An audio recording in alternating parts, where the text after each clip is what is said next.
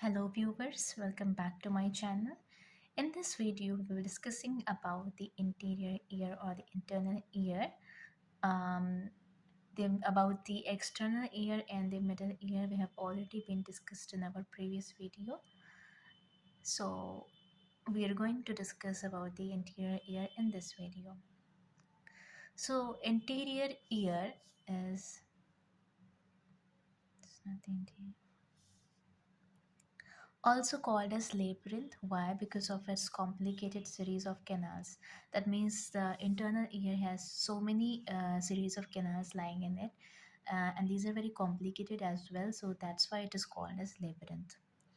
Structurally, it consists of two main divisions. The first one is an outer bony labyrinth, and the second one is an inner membranous labyrinth.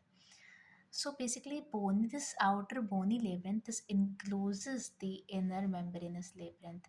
Now, what is the bony labyrinth? We're gonna see this in detail. So it is a series of cavities in the petrous portion of the temporal bone, right? Now, internal ear can be divided into three areas. The first one is semicircular canal, the second is vestibule, and the third one is the cochlea. So you see that semicircular canal and the vestibule, both of which contains receptors for equilibrium. That means both of them are able to contain the receptors for equilibrium, whereas the cochlea contains the receptors for hearing. Right? Again, bony labyrinth. So, since we have already discussed about bony labyrinth and membranous labyrinth in short in that portion, now we will gonna discuss about them in detail. So, bony labyrinth is lined by periosteum, and it contains a fluid which is called as perilymph, which is chemically similar to the CSF. It is cerebrospinal fluid. It surrounds the membranous labyrinth, and membranous labyrinth is lined by the epithelium, and it contains fluid that is endolymph, which is chemically similar to the intracellular fluid. Now let us know about the vestibule in detail. So it is an oval central portion of the bony labyrinth. It is the membranous labyrinth, and it consists of two sacs. The first one is the utricle, which is little bag, and the second one is sacral, which is the little sac, and both of them are connected to each other by a small duct. Now comes the semicircular canal. So it is projecting superiorly and posteriorly from the vestibule. It is three in number, and each of which lies at approximately right angles, that is 90 degrees to each other. Also, based on their positions, they are classified as anterior, posterior, lateral canals. And the anterior posterior canals are oriented vertically, whereas the lateral canal is oriented horizontally. You see the diagram here I have drawn. The anterior canal and the posterior canal are at right angles. They're vertical in vertical orientation, and the lateral canal is in the horizontal orientation. Now, one end of each of the canal is a swollen enlargement which is called as ampulla, that is the little jar. The portion of the membranous labyrinth that basically lies in the bony semicircular canal is called as semicircular duct. Right. This is the membranous semicircular canal, and these are the structures which communicates with the utricle of the vestibule. Now let us see about the cochlea, which is the snail's shell.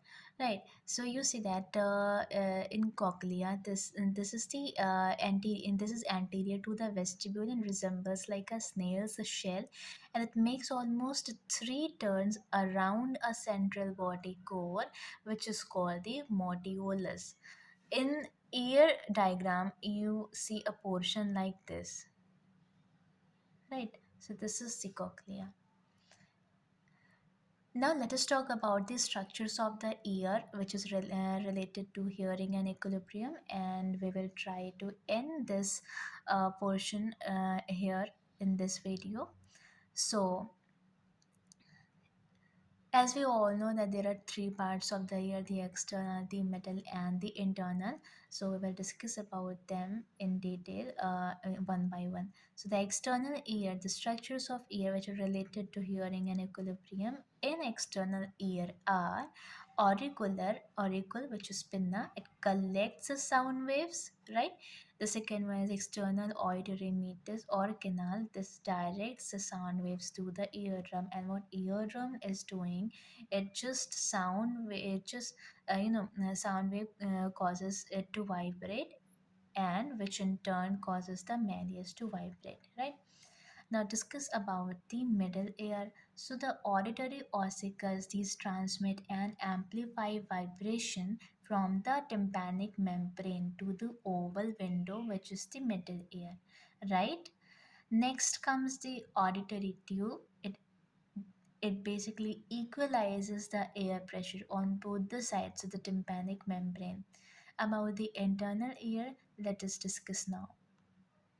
So internal ear has cochlea first. So it is what it contains a series of fluids with channels, membranes that transmit vibrations to the spiral organ.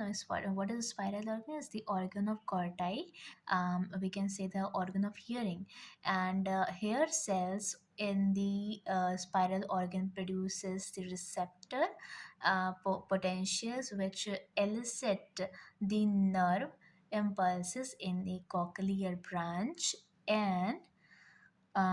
branch of the vestibulocochlear nerve. Okay. Second is the semicircular duct.